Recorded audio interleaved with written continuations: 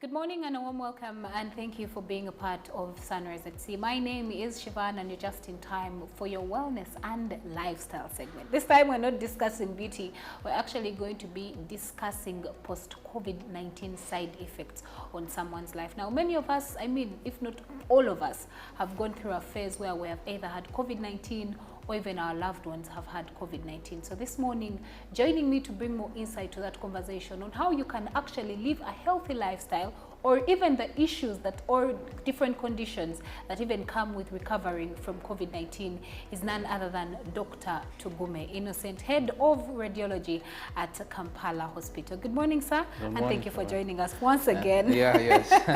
Happy to be here. Good morning, viewers.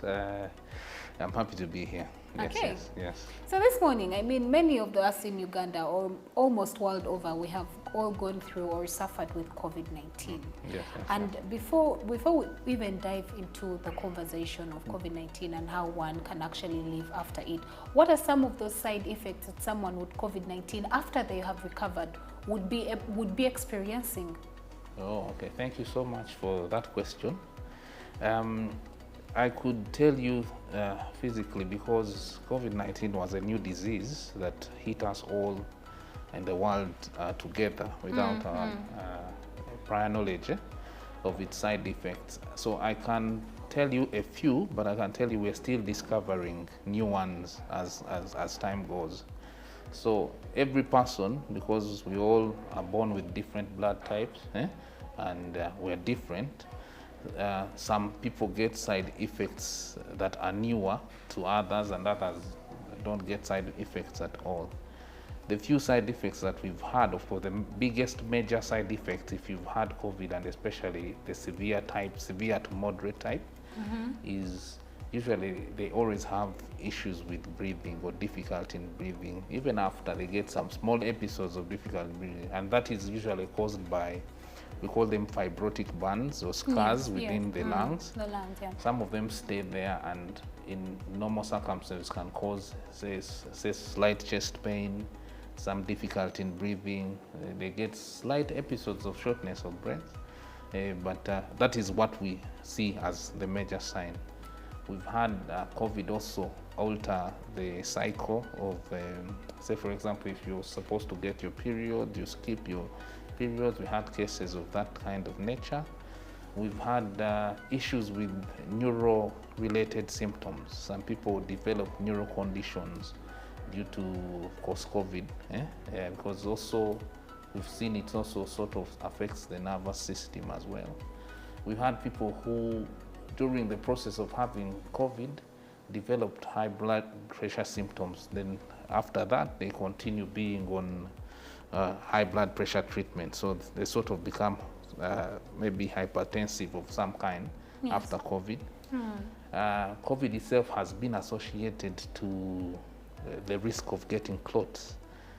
One of the tests we were doing was D-dimers, and that is a prerequisite test that shows us your ability, or shows us that this person is likely to get a clot. And in almost COVID patients, that test used to go so high that most of them were put on, we call them blood thinners, to avoid them from getting clots. So we've had issues of such kind in patients who had post-COVID.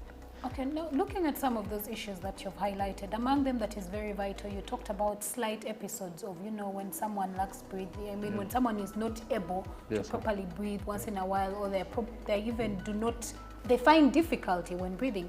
Is there a way that actually a person that has gone through COVID-19 and is having these issues, does it get fully resolved, or what requirements, or what would you advise them to do?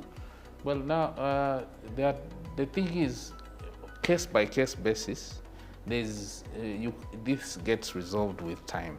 Over time, a period, is there a time limit to it? There's a time limit. Depends on how someone's immunity is, or how someone's body is. But those episodes of shortness of breath, they usually have to go over time. We usually advise patients that even after the treatment is done, and even when we've done the confirmatory test that says you're now COVID negative, we ask you to keep doing chest exercise. We tell you to do more physical exercise so that you can allow your lungs to expand more and allowing the air to go in. Well, that also helps with the fibrosis and allows it to go over time. Patients with low immunity, sometimes that takes time. Then we also have the issue of the psychological shortness of breath or psychological fear that you could have, or the COVID is coming back, or the COVID is repeating itself.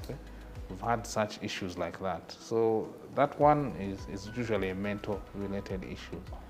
But over time, if you're doing chest exercises and expanding your lungs, it should clear. So looking in regard to the psychological, I mean, for very many people, I for one, I'll talk about myself and my family. When one of us did get COVID-19, I felt like even when we honestly did not believe that she had got COVID-19 because she did not have any symptoms to show it. Many would say that that is asymptomatic. Yes, however, what seemed to actually cause her to go through the damage or the pain that she was going through was the mental mindset of the different stories that you hear of people dying from COVID-19. What is your take on it? Well, yes, at the beginning of this COVID situation, it was a scary time for everybody. Yes. COVID came with stigma. If they knew that you had COVID, everyone would want to run away from you, you know.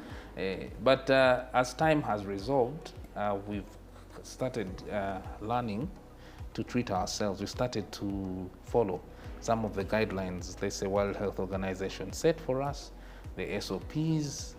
We've learned to take treatment and take better care of our bodies to build our immunity. And that's how we've managed to survive this scourge of COVID. So yes, the most element is the stigma, but as long as there's always family support, a lot of people come out of it.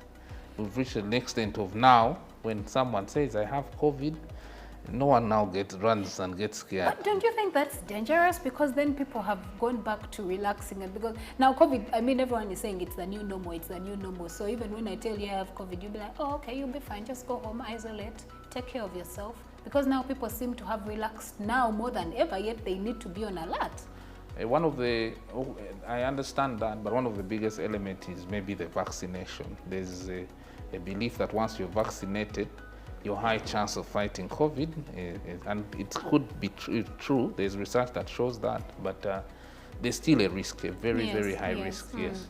So there's no more belief right now in society that once I'm vaccinated, I should be completely okay, even if I associate with someone who has COVID or not. But our advice is even if you do everything right, you should always take SOPs a bit more serious. Even when you know someone has COVID, you need to make sure you protect yourselves for themselves and for you. That's the advice I could give people. So for someone watching this morning, and again, they have gone through COVID and they have recovered, what kind of lifestyle would you advise them to have? Right from the type of food that they eat, to the exercises, to the way they even interact with people? Well, my advice to you would be always exercise. That is one of the biggest elements. Try to exercise as much as you can. 2, the most important part is the diet. I'm not saying you should go on a weight loss diet. I'm telling you, you need to be on a fully balanced diet. You know, when we were studying, I was a senior something biology, they told you about a balanced diet. They told you about carbohydrates, vitamins, and proteins. Please make sure you are eating well. Make sure you're hydrating a lot. If you're doing those 2, your immunity levels will be so high. The chance of you getting COVID, which could be, you could get COVID, but the reason as to why we have many asymptomatic people is because much as they get the disease, their immunity is quite high. So the symptoms don't come up because the immunity, the body is really built to fight any disease that comes to them. So I would ask you to always have a balanced diet. Well, I'm among those lucky people that got COVID-19 and I completely had no symptom. I looked as healthy as a day. Actually, matter of point, my appetite increased. My appetite increased. And I was as good as that day I was born. I did not have any symptoms. So it took long for me to actually realize that I had COVID-19. However, are there some long-term side effects for people who have COVID-19? Because I have a friend of mine, and I was actually reading this particular story. It was in the New York Times. And the lady said that she got COVID-19, and when she did recover, up to now, 3 months, 6 months down the road, she has completely lost her sense of taste and smell completely, to the extent that she sees no reason to eat because everything seems to taste and smell the same. And that for sure I have seen among some of my relatives where up until now, it's 6 months down the road, they're not able to taste. They can't even taste salt. They cannot even smell the scent of fish or even a perfume. Yeah, so like I actually said, case by case basis. Some people, these symptoms really take a long time to go. Others, quickly. Others don't get symptoms at all. So the advice I could tell such people who maybe is, they could follow it up, talk to their doctors. If they don't see this, because the test it's a sense.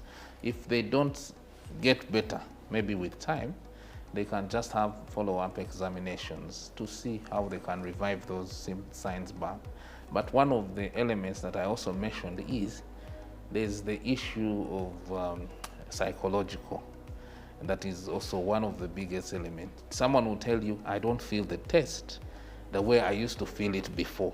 They feel something, but they have this psychological issue that perhaps their taste never came back again. So that needs to be assessed by maybe a clinician, and then they determine how so to assist them. So if it's more inclined to a psychological issue, then probably referring to a therapist or someone to talk to. They just have someone to talk to. They'll need to just have some people to give them stories or testimonies, and before long, they'll come to realize that they are a bit much better than they were before. Well, I for one, at the end of the day, I think that it is very important that we continue to observe the standard operating procedures at all costs. Even now that the economy has fully reopened, as people go for enjoyment, please sanitize. Wear your mask. I mean, different masks have been brought up by those who go to the bar. You can unzip, drink your bottle and close, social distance. If you must avoid that party that is not necessary, it's not a do or die affair, please do not go. But also go ahead and get vaccinated. I understand that there are so many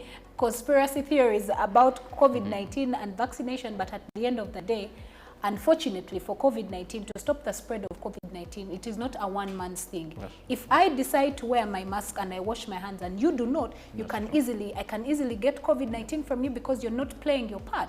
So I think it is very important that we all play our parts when it comes to, breaking this pandemic. However, Doctor, as we wrap up this conversation, what are your last remarks in regard to this? Still the same thing I want to echo. Maintaining SOPs, please be careful. Our old people, our parents, our children should always take care or be mindful of our old people. Right now, our scourge is increasing in the old, and they are at high risk. So if you don't protect yourself, you put your mother or your father at risk. So I'm saying, please follow SOP. Then the other advice I would say, always have a balanced diet, and then exercise regularly, especially with the lung. Do as much chest exercise as possible to allow your lungs to be more expanded every time, to allow in air.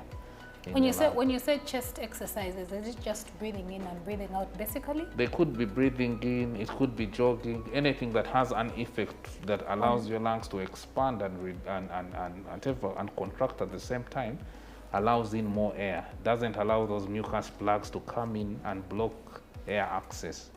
Okay.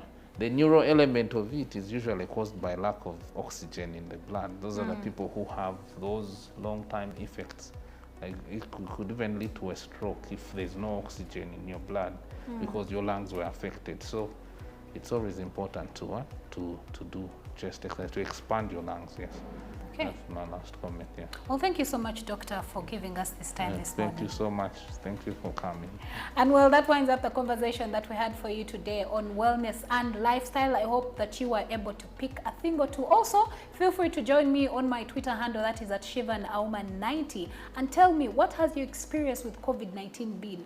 Do you have a question that you would like to pose for the doctor? Please put it down on a comment below and put the hashtag CTV Sunrise, and I will be responding to some of those questions. Otherwise, we have an amazing show lined up for you, so do not blink. Some more is coming right your way. Good morning.